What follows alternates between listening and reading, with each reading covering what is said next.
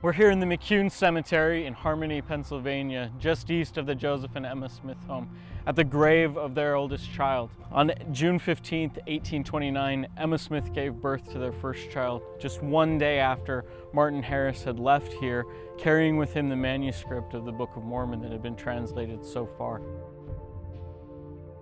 When Emma gave birth, the child lived only a few hours before it died.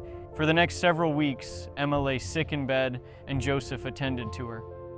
As she started to recover about 3 weeks later, she noticed that Joseph Smith was very anxious about knowing where the manuscript was and what Martin had done with it. Finally, one day, Emma said, "Joseph, I'm anxious too. You need to go find Martin."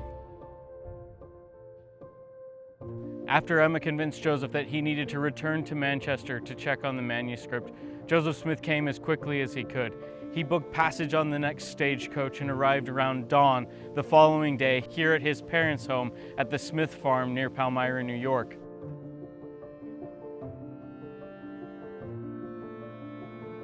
Weary from a day's travel, Joseph asked his family to prepare breakfast and to call for Martin to join them for the meal. At 8 o'clock, when the meal was set, Martin did not arrive. For 4 hours, they waited for him to return. Around noon, the family watched as Martin slowly made his way up the path towards the family home. Pausing here at the gate, Martin pulled his hat over his head and wept for a moment. He composed himself and came inside. The family sat with Martin for a meal. Martin eventually turned to Joseph Smith and declared, "I've lost my soul." "Have you lost the manuscript?" Joseph asked.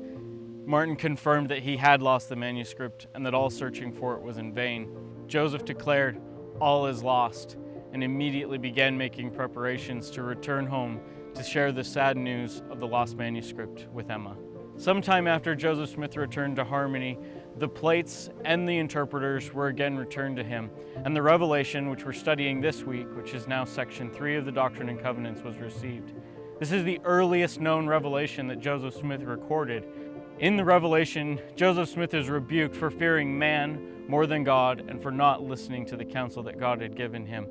One scholar has referred to this revelation as water to the thirsty soul of the prophet. He himself had declared that all was lost, but with this revelation he learned that all was not lost, that God had prepared a way for this type of mistake to be made and for it to be corrected, and that the translation and publication of the Book of Mormon would continue, and God's purposes in restoring his church would be accomplished.